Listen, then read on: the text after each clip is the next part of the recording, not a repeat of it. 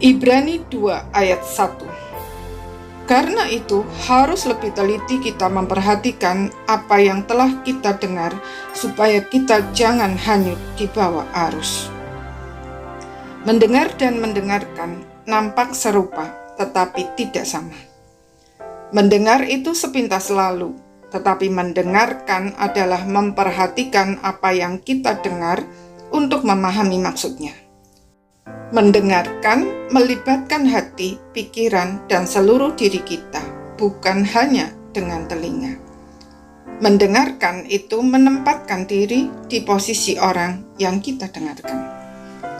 Penulis surat Ibrani mengingatkan kita untuk lebih teliti memperhatikan apa yang kita dengar. Artinya, jangan hanya mendengar, melainkan mendengarkan. Yang harus kita dengarkan dengan teliti adalah berita Injil. Sebab berita Injil adalah harta yang tidak ternilai harganya, karena menyangkut masa depan kekal kita. Padahal, di dalam dunia ada banyak sekali filsafat dan tidak sedikit yang sangat mirip dengan berita Injil.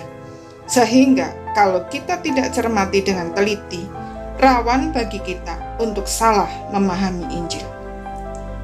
Akibatnya, kita bisa hanyut di bawah arus dan binasa di dalam dosa-dosa kita. Kita merasa sebagai orang beriman, padahal sebenarnya kita tidak memiliki relasi apapun dengan Tuhan, sebab sebenarnya kita tidak paham apa artinya beriman.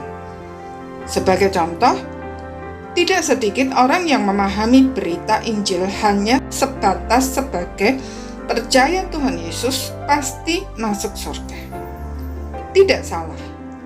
Tuhan Yesus berkata kepada penjahat di sampingnya yang bertobat, "Hari ini juga engkau bersama-sama dengan aku di dalam Firdaus." Tetapi apa artinya percaya? Apakah cukup dengan pengakuan di mulut saja? Apakah kita diselamatkan hanya untuk masuk surga? Bagaimana dengan perintah untuk bertumbuh dan hidup kudus?